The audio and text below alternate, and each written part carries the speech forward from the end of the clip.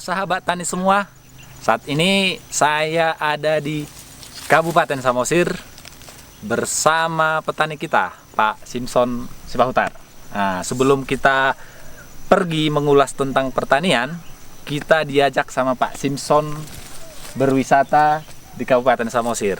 Nah, Kabupaten Samosir punya yang namanya pertanian dan punya yang namanya pariwisata. Sebelum kita bertani, diajak sama Pak Simpson, kita diajak ke melihat Danau Toba. Ada Pulau Tulas dan pemandangan yang ini. Apa kabar Pak Simpson? Baik Pak, kita semangat melihat kawasan pertanian di daerah Danau Toba, terutama yang di tepi danau ini. Kita berharap kita bisa berpartisipasi untuk daerah ini Pak. Oke. Nah, Pak Simpson ini adalah petani, tapi bukan sembarang petani. Pak Simpson ini petani yang bertani dengan ilmu. Insinyur ya Pak? Apanya Pak? Dia insinyur pertanian dan sekarang bergelut mengembangkan diversifikasi pertanian. Nah, dia sekarang fokus untuk pengembangan ubi. Ya, ubi rambat. Ubi rambat. Nah, ubi rambat. Ubi Jepang. Katanya ubi Jepang. Ubi begitu, Jepang. Yang bahasa umumnya di petani. Ubi Jepang ya. Iya, iya. Nah, ini kita akan ke lahan melihat proses pemilihan bibit ubi Jepang. Iya. Dan akan ditanam di mana, Pak? Kita akan menanam itu sebenarnya di target kita di kawasan semua pinggiran Danau Toba. Jadi di kabupaten di sekitar Danau Toba, karena ketinggian itu untuk tanaman ubi rambat ubi Jepang itu sangat bagus dan tepat di ketinggian antara 1.400 sampai 1.700 bahkan 1.900 di atas permukaan laut. Oke. Itu kira-kira Pak. Nah, itu yang akan kita ulas nantinya. Kita akan pergi melihat bibit yang sudah diambil ya Pak ya? Ya. Nah, dan kita akan mengikuti prosesnya seperti apa pemilihan bibitnya dan seperti apa dia penanamannya. Ayo, kita akan terus telusuri.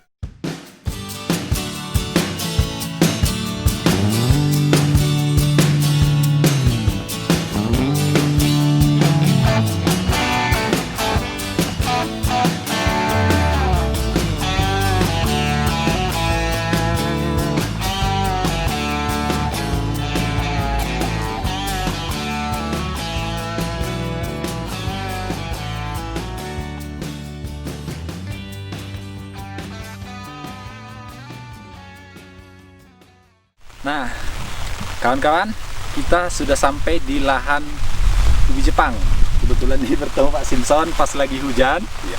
Nah, kita tadi sudah melakukan kegiatan memilih batang ubi yang cocok untuk bibit. Nah, Pak Simpson, tolong dijelasin apa kira-kira yang kriteria calon bibit yang bagus dari ubi Jepang?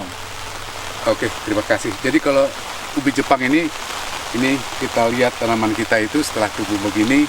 Untuk bibit itu nanti kita pilih dia yang rimbun dan besar-besar. Itu nanti panjang, lalu itu kita kumpulkan. Mungkin nanti itu bisa satu pohon gitu bisa kita potong beberapa bagian. Seperti ini ya? Ya, Nah, jadi ini nanti bisa kita potong menjadi 2 bagian atau 3 bagian. Kemudian kita tanamkan di lahan kita yang telah kita siapkan. Jadi kita cari yang rimbun dan banyak buahnya. Kira-kira gitu Pak. Nah, kita sudah mengambil bibit di sana banyak. Iya. Dan karena kebetulan hujan, kita langsung ke tempat yang sudah disimpan bibitnya. Ayo, kita ke sana. Ayo, kita jalan. Ayo Pak. Kita jalan. Yuk. Ayo.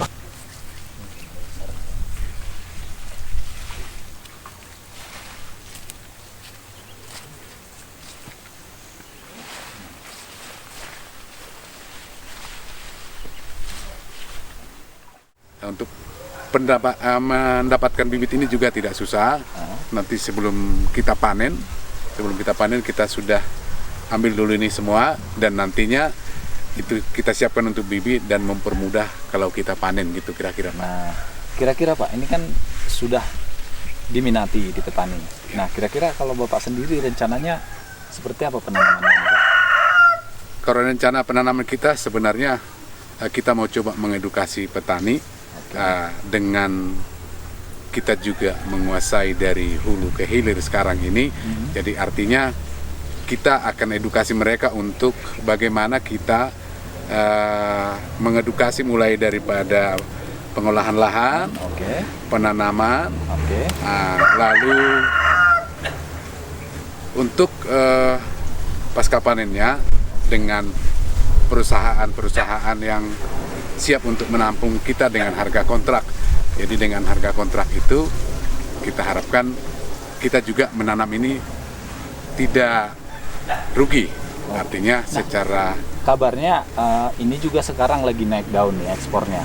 Ada bentuk tepung, dalam bentuk makanan jadi, dan ada yang dalam bentuk mentah. Nah, kira-kira ekspor ini membantu nggak kepada petani?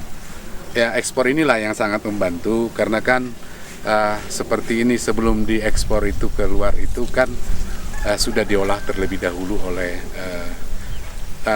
buyer kita, yaitu dengan katakanlah membuat setengah jadi sebelum diekspor keluar. Jadi memang profesionalisme buyer kita itu yang menjadi semangat buat kita untuk bisa menanam ini dengan lebih luas, ya mungkin bisa berhektar-hektar, karena hasilnya pasti mensejahterakan petani kita gitu kira-kira. Oke.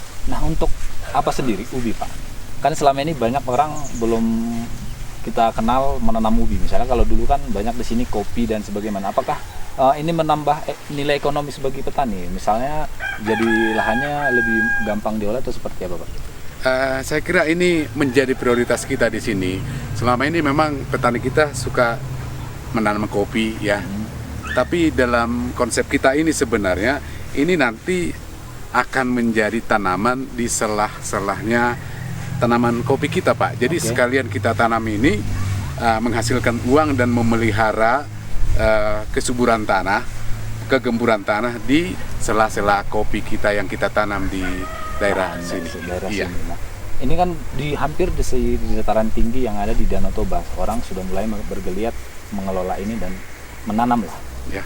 Nah, kalau untuk hasilnya sendiri, Pak, kalau kita memilih bibit yang bagus, kira-kira bisa nggak berapa 10 kilo misalnya satu batang atau berapa kilo, Pak, biasanya?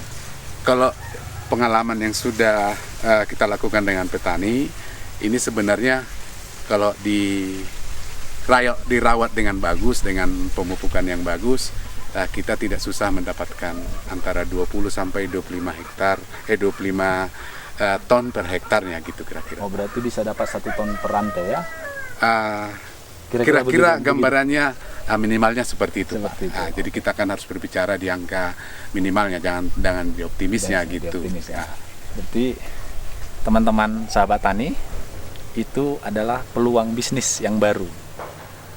Kalau biasanya dulu mungkin nanam kopi dan tanaman sayur-sayur lainnya, ada produk baru diversifikasi ke pangan yang sangat digemari oleh pasar ekspor, yaitu ubi Jepang. Nah, kalau untuk ubi ungu ini sendiri, ini nanti sumber bibit juga ya, Pak ya? Ya, jadi kita kan yang selama ini kita sangat senang dengan mengedukasi petani menanam ini karena memang bibitnya itu tidak susah. Tidak susah. Katakanlah kalau seperti kentang kita harus cari jauh ke Pengalengan. Ini kan kita bisa produksi bibitnya sendiri setelah kita menjelang panen. Oke. Berarti diambil menjelang panen ya, Pak? Menjelang panen kita ambil. Oke. Jadi bibitnya sekarang mau ditanam berapa hektar ya, Pak? Kalau dapat minta, Pak? Inilah karena semangatnya kita sebenarnya kita langsung mau tanam dulu ini. Pemulanya 2,5 hektar. 2,5 hektar. Ya, kita akan coba dulu di desa Siborboron, di Dolok Sanggul. Dolok Sanggul ya, tapi bibitnya dari sini ya? Bibitnya dari area Pintu ini, karena memang sudah terlebih dahulu di sini ditanam, Pak. Jadi harapan kita ini sebenarnya mulai dari Simanindo, Dairi sampai dengan dataran tinggi Samosir, terus ke Humbahas, lalu ke Tarutung, lalu sampai ke Pangaribuan. Toba. Jadi ini menjadi saya kira menjadi produknya Toba nanti gitu. Kalau disebut ubi Jepang namanya, mudah-mudahan nanti ubi Jepang dari Toba gitu lah ya. Kira-kira gitu. Kira-kira begitu ya. Iya. Oke, sahabat tani, demikian ulasan kita